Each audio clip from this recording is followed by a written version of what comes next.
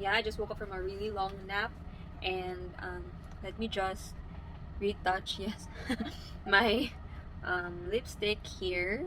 So I'm using lip luster by Peach Potions. It's the shade Rusty Nightmare.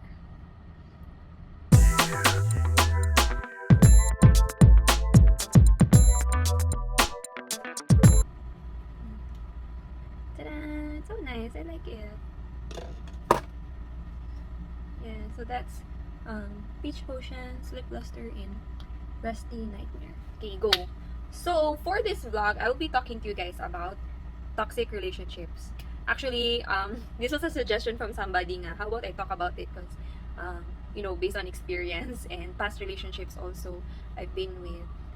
It's not something to brag about, but, if my life experience could help someone out there with what they're going through or give them an insight on how not to do relationships, then I'm glad to share it.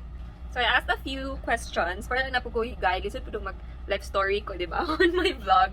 So I asked a few questions from my followers on what they think, kung saan lang gusto mabalaan. So I got here some of the questions. So first question. Hi Lor, nakasway kag ex nga insensitive kaayo kanang syaray maayo. Insensitive kaayo.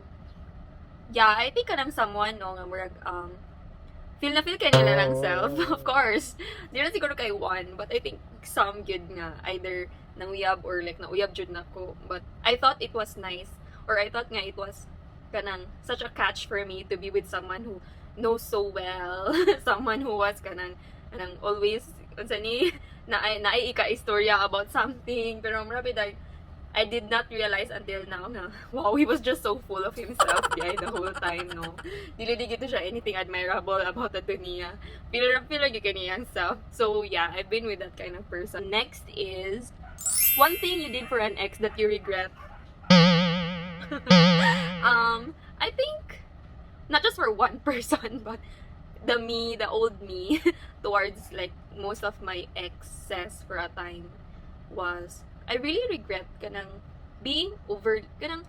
giving too much of myself or making myself too available, making myself overbearing na kanang kanang hapit ako mupalitan na ako I was chasing the person, giving it all out, opening myself too much nga kanang hatag jud kay hatag yun, palit og cake, palit og bitaw I'm the only one who shows up for the person, mga nga times. I think I completely regret it. Next is worst fight. The worst fight would probably the one na kanang lasts bitaw longer than it should. Where it wasn't something kanang murag agabog no anay gid me or kanang unsa ni dangerous kayo ang nahitabo bitaw because of the fight or like anything physical happened. I don't think it was something like that, but katug yung kain nga murag you're fighting longer than you should. Kanang sige na lang bitaw murag you fight today, mapatch up siya gamay, then you fight over something else na po the next day, and it goes for weeks, and it's physically and emotionally draining. So I think that was one of the worst fights, but gladly it ended up in a breakup, so okay ra. Then it also takes a toll on everyone around you when it's like that. So toxic, diba? Muna siya. Para nako, one of the kuan yun na siya, hard evidence na yun na siya nga it's call time for you to break up na gyud. Okay, next. Red flags in a relationship.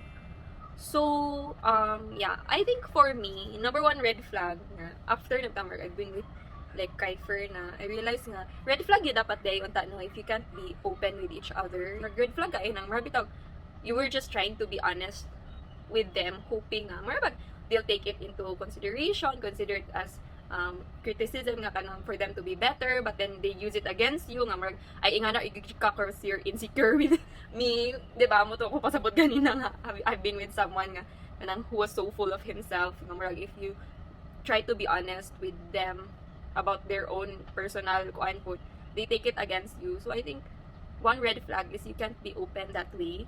And in addition to that is another red flag is when someone is overly protective, or what I say okay na, mga pa-victim, guilt-tripping you, those kinds of people. Murag, red flag ka ayo, day. kanang inan ka nga, you look better with this kind of hair.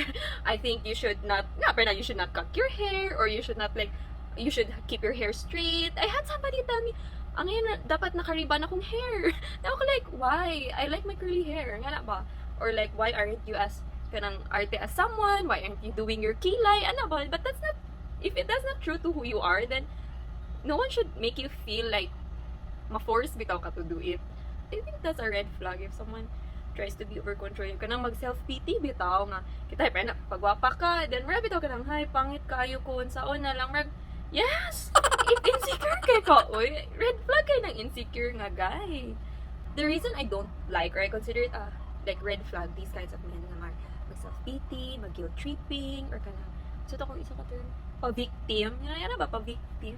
Nga mara pag sila ang luoy because you're doing better, you're trying to make yourself better. Kanang ana bitaw, you're trying to achieve new things, or ikaw ang achievements, or ikaw ang kanang, you know, having a limelight for you know, for some reason. Na ani mga limelight, ikaw po din kuan. Then, marami daw sila kanang ma-intimidate with kanang where you're going, or how kanang much you're improving ba with yourself. Para nako, it's a red flag because I really have this opinion nga, most men who cheat are insecure men. 'Di ba? Because they're intimidated, and they oftentimes go na lang for a woman who seems less kabatay mo. 'Di ba? If mga bitang laki, murag mangita gyud sila kanang murag ka even na nila ba. They don't like it when that's where insecure men ha. They don't like it when their partner gets the limelight. Murag ma-insecure sila, but I think men who are so secure with themselves, go die, uy, confetti. That's how Rona and I call it nga. When you're with a secured guy nga kanang wala siya keme sa iyang self, kabalo man sad siya nga he's a good man, nga he deserves you also. Dai, if you're achieving things, you're doing better, confetti. I'll look for that sticker nga kanang they're very much willing to be the kanang supportive person behind you. Balag clapper sila sa back. Mo yun na ang kind of guy nga kanang di pa sure kanang sure jud no feel gid na sila mang nga bit ha. Pero mara magodog, they're so secure with themselves, and they don't even find their validity or security with whoever they're with. So di ba? Bahala pag ikaw put the best, kaya naman sa nila mahimong the best in their own field. So di sila kailangan mangita og somebody nga mara mo boost bitaw sa ilang ego. So yeah, that's why that's a red flag for me. And okay, so next is, usually for me, your friends and family do not approve of the person. Yeah, yan na siya for me. But unless of course your friends and family do not approve of him simply because of like more superficial or mga reasons, like probably ka nang ay di niya ma-afford yung lifestyle, or ay di ka magpuyo na niya kay pobrero na sila, lahi ra pud na. Or nga ay ayaw na niya kay bati na siyang nawong murag lahi ra pud. But if they don't approve of him, your friends and family do not approve of him because they can see nga kanang he's not a good match for you, or like you're trying to be someone else while you're around him, then compared to kinsa jud ka bitaw, because your family, especially your family, they've known you longer than that person. So I think you should take their advice, which I personally am very guilty of. Nga sa una di ko maminaw sa akong friends. Yes, hello. Akong high school friends, and like Rona and my sister, marabag ay wala gyud kontrabida gyud mas akong love life. Di ra gyud mo ganahan nga na ako is somebody for me. Where did you draw the line to say enough's enough? How to wake up to reality? And many find it hard to leave a toxic relationship. So in your case, was it hard? So yeah, where did I draw the line to say enough is enough? I think when it went kanang near kuan na gid siya then na yung physical abuse bitaw, and mo to emotionally drained na sad ko, and ana sad nga kanang unsa ni wala na gyud kanang ubusan ng yaman na jud day. And it's just sad that I had to wait for myself to get to that point before I even said nga enough is enough na. And because when you're in a toxic relationship, I think murag di mo realize nga you're in it, murag you know nga it's toxic, but then you refuse to believe nga this is where it led to, which leads me to say na the reason I stayed for so long, which is something ako gyud gi-accept sa akong kagalingon nga the reason I stayed so long in a toxic relationship was because I could not be honest with myself. And kanang in denial kay ko bitaw, it was my pride holding me into the situation because I didn't want to admit na it's a losing bet. Diba? Kasi you gave in like, what, 3-4 years or something. Na may ganda, diba? Basag dugay ng toxic jud siya. And you don't want to kanang admit to yourself na this is what it led to. So yung pride is more, no, I have to make this work. Bahala na i-fight, give na ako. But what are you fighting for? Diba? Fighting for your pride. So if you find yourself being stuck in a toxic relationship right now, and kanang you feel helpless with what you're supposed to do, na you know, you feel like breaking up is a big loss to you. Oh, what if di na ko kauyab again? What if mo nag-date to ang best for me? I really had those thoughts na am I losing on something here? Na kanang will I regret it? So I told myself na I might not be the person na he will be chasing after, you know, this breakup. Nakatungo, please, forgive me. I snapped back into my kuana akong head nga, you're so deserving, you should be loved this way, dili ta di dapat toxic at a relationship. But that will not happen, okay? Most of them good, they will not realize it. They will not be awakened simply by a breakup. Okay? So, after the breakup, you will really feel like garbage. Your self-esteem will be very low. But, I just told myself nga, yeah, maybe you're not that woman right now.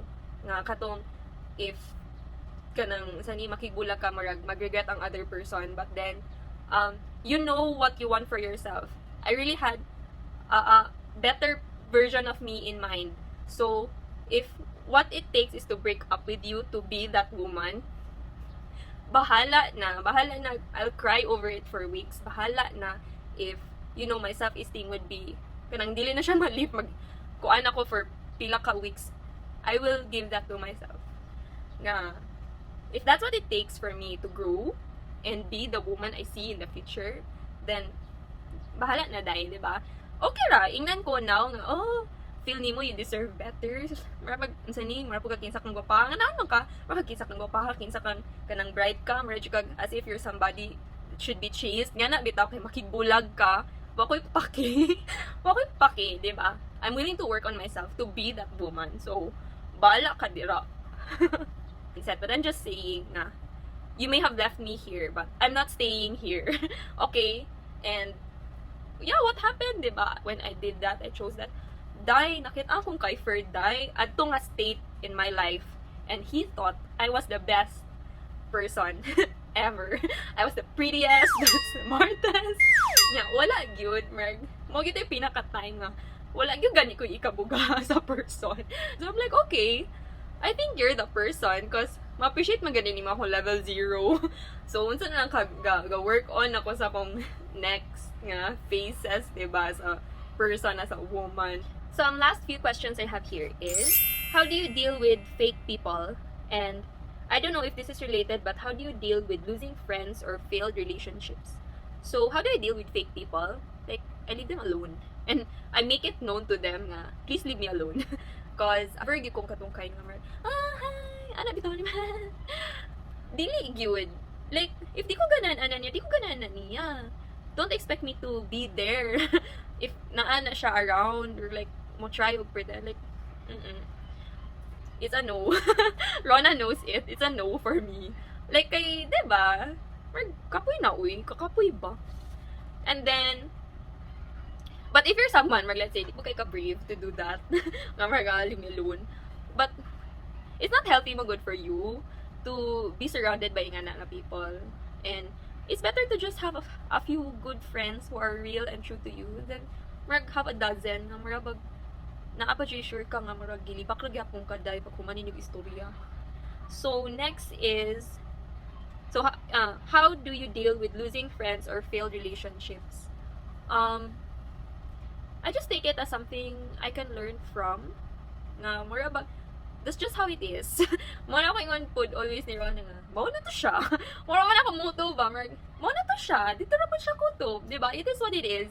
And as to friendship, that's a more painful actually, cause mas lahi magun, or mas personal jud when you're friends. But then if it does not work out for certain reasons, or nga you've grown apart na sad, because sometimes we learn new things about ourselves, and you know the other person also learns new things about themselves or choose a different path than what you're willing po to kuan.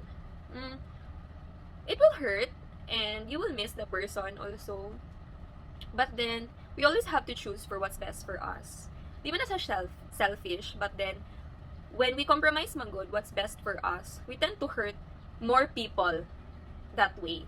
If we keep compromising with our relationships, na ay sige na lang pwede siya ma-hurt, ay sige na lang pwede dili pud si kon malain, and puro na lang siya compromise, puro na lang siya kanang murag half-hearted, or puro na lang siya fake, eventually man good katong murag those concealed emotions or feelings where they end up kanang getting vented out on other people, which dili gid unta angay, and they will magsagol na bitaw noon. So you will end up hurting more people or confusing other important people in your life when you do that with your relationships. So I think it's better nga when you grow apart na mo, then you grow apart na po. And for failed relationships, if it has to end that way, if it's what's best for the both of you, mo na to siya. Ana ba, di ba? Acceptance is key ra gyud, guys. So I guess that's it, guys. I hope you got something from this vlog. It's quite lengthy, but chika, yes. And I finally got to share some of my experiences, and I finally got to share that time of my life nga daghan sa kong na-meet, and I've been hurt. I've been hurt, and I've also been a toxic girlfriend. Let's get things straight. I'm not saying kanang na toxic ka to siya because I was with a toxic person. I was very toxic also.